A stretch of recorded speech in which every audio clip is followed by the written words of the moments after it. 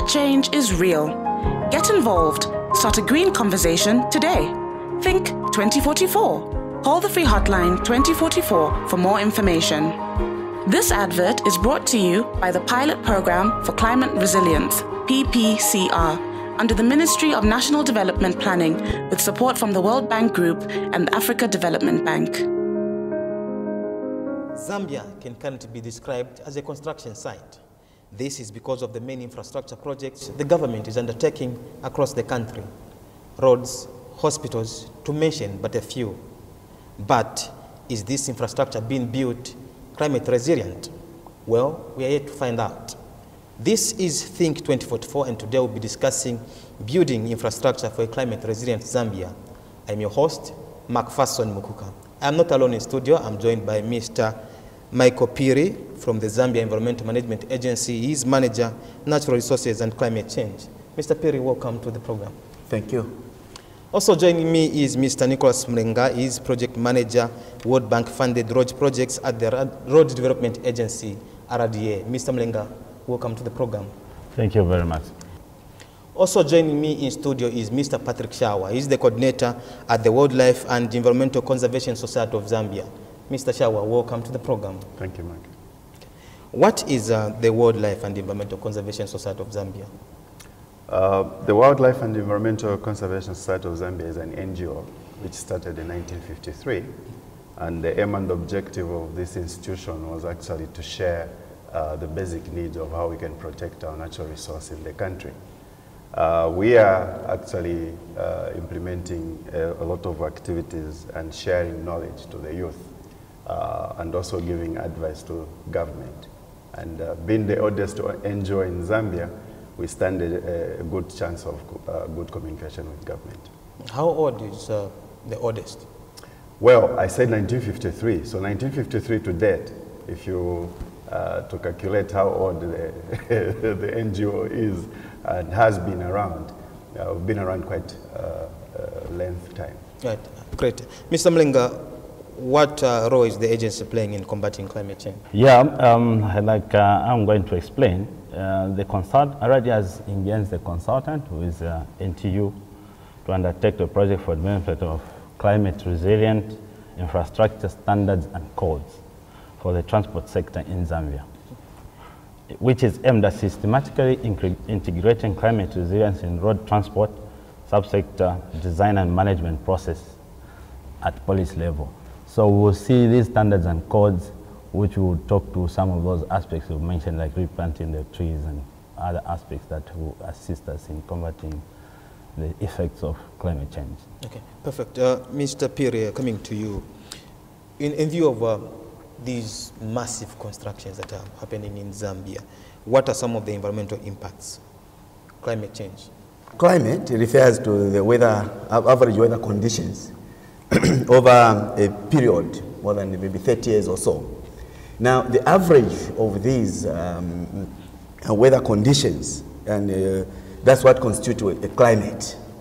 Now, climate change, it implies that these weather conditions during this particular period, when you take the average, has changed. That's what we call a change. It's the climatic conditions that have changed. And these are usually, in terms of the parameters, we refer to temperature and precipitation or rainfall. So when there is a change, there is a frequency in terms of the extreme events that occur, like flood or drought. Now, these affect the livelihood. Now, for instance, in the infrastructure, you find that if they are not properly analyzed with regard to this particular period, they may not take into account the changes into these extreme events. So if there's a flood, then it means that the infrastructure may be affected by the flood. The natural resources, for instance, if you have got drought, you tend to reduce the level of productivity, let's say agriculture. Your yield becomes less. As a result, people tend to also exploit other resources that they need to use. Let's say they will need to find livelihood like charcoal, you know, so they will start cutting trees. And that also continue to affect the availability of these natural resources, as well as enhancing the impact on climate issues. Also, we see the issues of shortage, for instance, in terms of energy, if there is drought. Like, for instance, Zambia, 90% of our energy comes from hydropower. You know, so if you have got less availability of water, you find that your availability of electricity is reduced. So in terms of businesses, they tend also to be affected.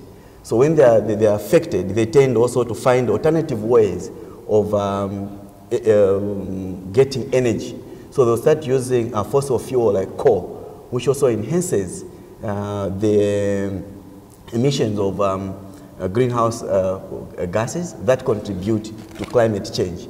So we see that some of these issues are quite affected by climate change, and that also affect the issues of the natural resources. Okay, interesting. Mr. Shawa, how has the wildlife been affected by climate change? In a sense of us understanding what this climate change is, like the colleague has actually shared with, to start with, a lot of people, we think it's about weather and this, but at the end of the day, it's also about our own human activities. There's been a lot of human activities which we are now identifying, like cutting down of trees. For instance, people give you good reasons why they're cutting down trees. They'll say they will want to make charcoal, furniture, and so on. But certain species that are actually targeted for is what is also reducing in terms of carbon capture. There's a lot of science that need to go in. So a quick example that I would give you is that under agriculture, I'm sure we witnessed the outbreak of armyworms. Those don't usually come on board, but it's because of a change of climate, and which brings a lot of other diseases that comes out. And to do this, it needs a lot of science to be applied so that people can actually see. Now, Wildlife and Environmental Conservation Society of Zambia's concern is on natural resource itself. How is it balancing with this climate change that we have affecting us? As human, we always be biased because first we think of ourselves. But on natural resource itself, I think we've seen reduction on animal population, reduction on birds, because when it's cold, it's really cold. I'm sure we are feeling it even now.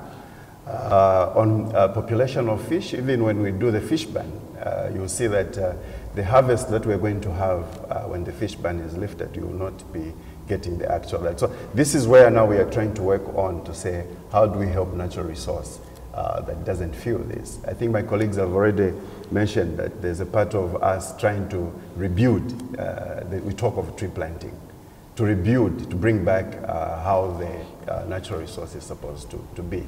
So as a society, we are also in that line to try and educate people so that we plant. And it's not just planting trees, but planting indigenous trees, because they have a base of living and contributing to the ecosystem. You are watching Think 2044, and today we are discussing building infrastructure for a climate resilient Zambia. Let's take a short break. We'll be right back. Trees cover 30% of our planet. They play a huge part in absorbing gases such as carbon dioxide, which is turned into oxygen. Thousands of trees are cut down every year for charcoal production, agricultural purposes.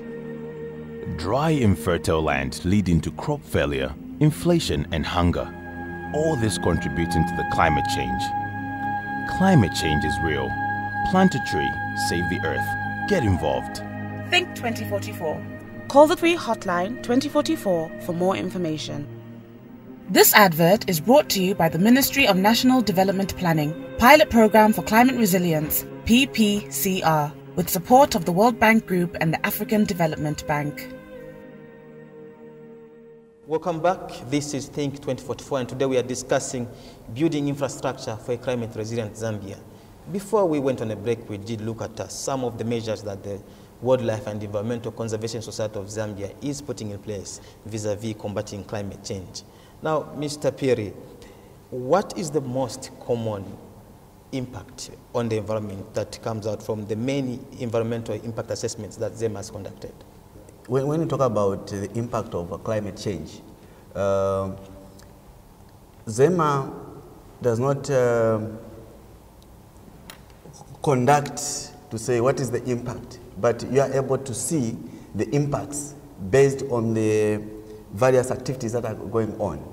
Now, I have mentioned issues of reduced productivity in agriculture as one of the impacts because of the increased frequency of these extreme events, let's say drought or flood.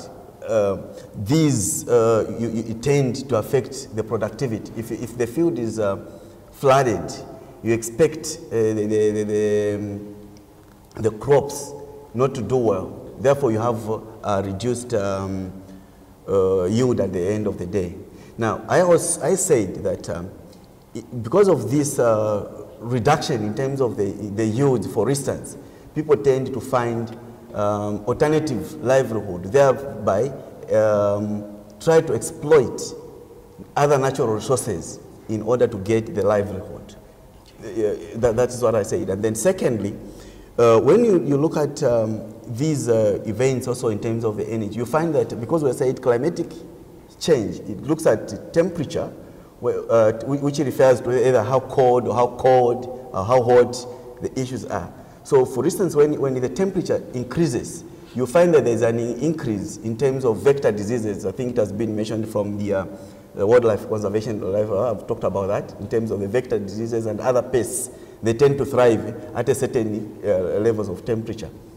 Also, when it's cold, you know, there are also other issues that you need. You need more energy. So people tend they want to use more alternative energy sources. So you have to increase maybe charcoal production or other fossil fuel. Now, maybe I didn't mention clearly when I talked about climate change.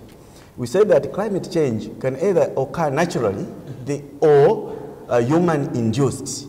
And normally what the scientists have done assessments, and they have seen that currently most of these issues are being human-induced, what we call the anthropogenic activities, because of industrial processes, burning of fossil fuels, forest degradations. All these, they have contributed to climate change. And mainly the causes of these are what we call the greenhouse gases, which forms like an umbrella. So when the radiations come, it cannot go back into the atmosphere, you know, so it bounces back, therefore changing the weather pattern within the atmosphere. So as a result of that, as we increase these emissions of these greenhouse gases, the change over a certain period of time, it becomes more or less like a constant. And that's why we say the climate has changed, because that weather average over these years has become more or less like a constant. It starts repeating itself over this time of period, and then you have this climate, which now is changed from the previous one. Okay, perfect. Now, Mr. Mlenga, building up on what Mr. Piri has just mentioned, what sort of infrastructure has been built to support climate resilience in Zambia? Thank you. As already here, we're undertaking a project in the Kafue Sub-Basin, funded by the African Development Bank. And this project involves the construction and rehabilitation of feeder roads running from Banga Pontoon in Namwala through Iteji to Dundumwezi, all the way up to Kalomo. This feeder road is not passable during the rain season. It gets flooded because it's in the Kafue floodplains, and hence we are constructing it to climate resilience standards. It will have high embankments in those sections where it gets submerged as high as 2 to 3 meters in certain sections. And this project will run for the next 5 years under the contract we're terming Output Performance Road Contracts, which has a 2 years rehabilitation phase, and then the remaining 3 years will be maintenance phase.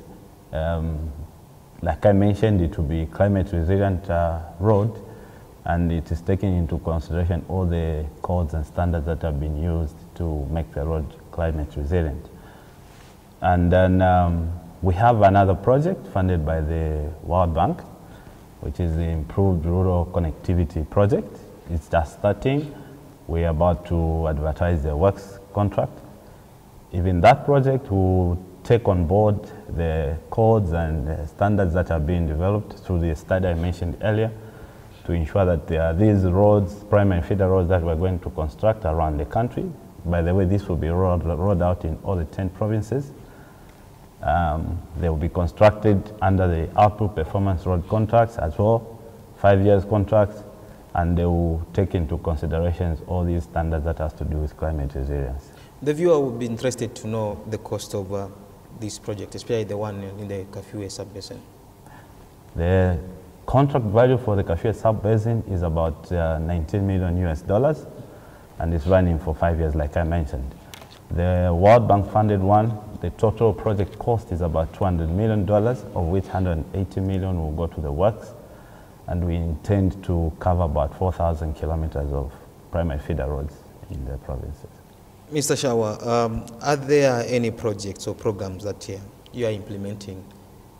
We are implementing one in one new district, which is called the Mafinga district. It's called Afro-Mountain. It's one of the projects that we are trying to test in Zambia, protecting the biodiversity in mountains. And one of the interesting parts is that we came across where the source of the Rwangwa River is.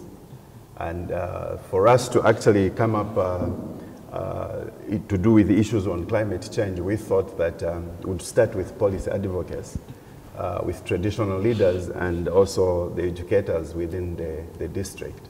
We have actually already started by planting 8,000 indigenous species along the river itself, the flow of the source, to where the Rwangwa River is flowing.